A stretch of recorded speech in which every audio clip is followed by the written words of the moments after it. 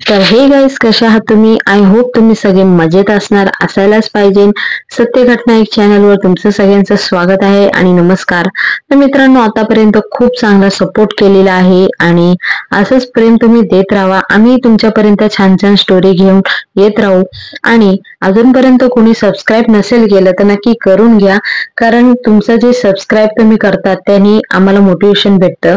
आणि आजची जी स्टोरी आहे ती मी सोशल मीडियावर ऐकलेली आहे. मला असं वाटलं की तुमच्या संगती शेअर करावा. तर चला आपण आपल्या स्टोरीकडे वळूया.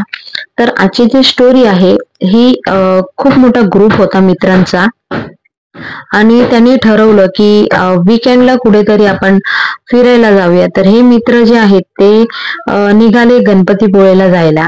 आता गणपतीपुळेला जायला निघाले तर एका मागे एक बाईक होती.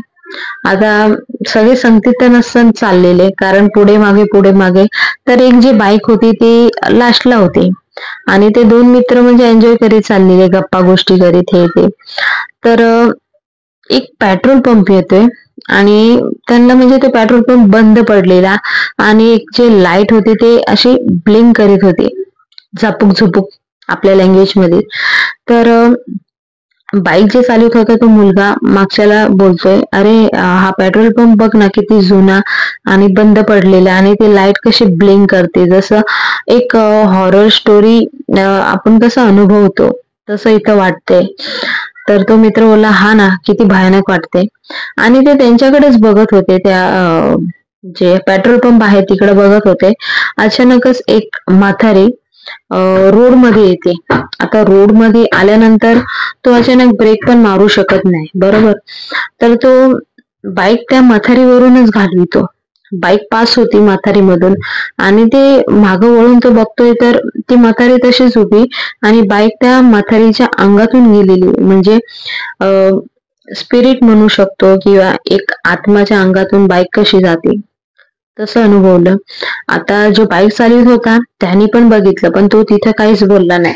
आणि जो मित्र मागं बसलेला तो पण काही बोलला नाही, कारण तो सुद्धा घाबरलेला.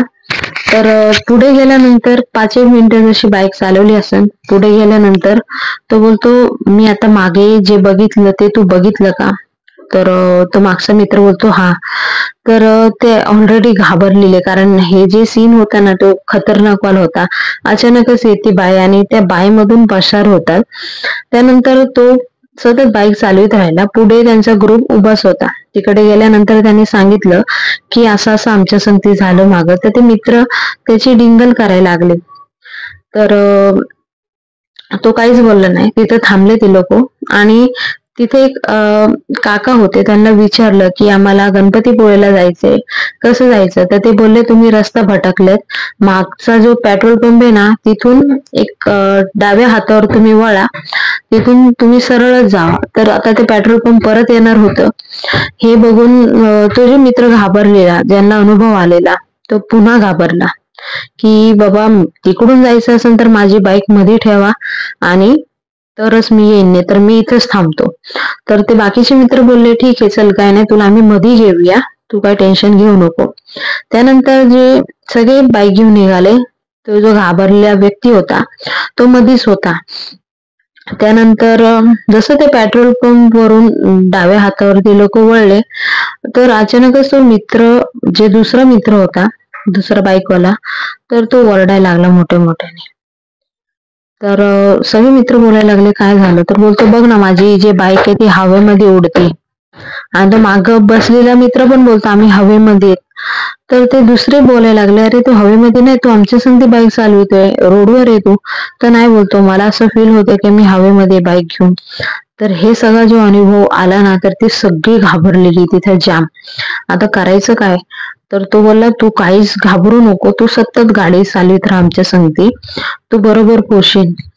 तर तिथे जे त्यांना जो अनुभव आला, सगळ्यांची टरकलेली घामाघूम, म्हणजे कोणी फास्ट चालवते, कोणी स्लो चालवते. मग त्याच्यातला एक मुलगा बोलला, पॅनिक होऊ नका, आपण नॉर्मल स्पीडने बाईक चालवूया, जेवढं होईल तेवढं आपण काढूया आणि तू काही घाबरू नको, तू आमच्या संगती, पण तुला असं फील होतंय की तू हवेमध्ये.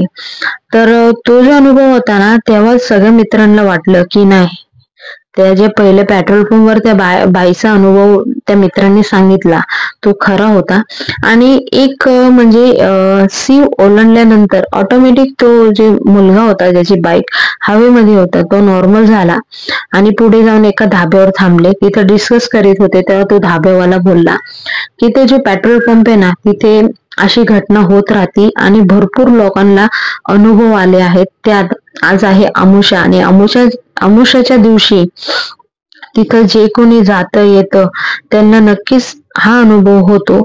तर हे सगळं ऐकून ते अजून मित्र घाबरले. त्यानंतर त्यांनी डिसाईड केलं की आज पुढे जायचं नाही, ह्या धाब्यावर थांबू, सकाळ होताच नंतर पुढे आपण प्रवास करू. तर ही होती एक भूती अनुभव घटना जे ह्या मित्रांसंगती झालेली. अगर तुमच्याकडे अशी छान छान स्टोरी असेल नक्की कमेंट बॉक्स मध्ये कमेंट करून सांगा. पुन्हा भेटूया नवीन व्हिडिओ सांगते. तोपर्यंत बाय बाय, थँक्यू. जय हिंद, जय भारत, भारत माता की जय, वंदे मातरम, जय श्रीराम.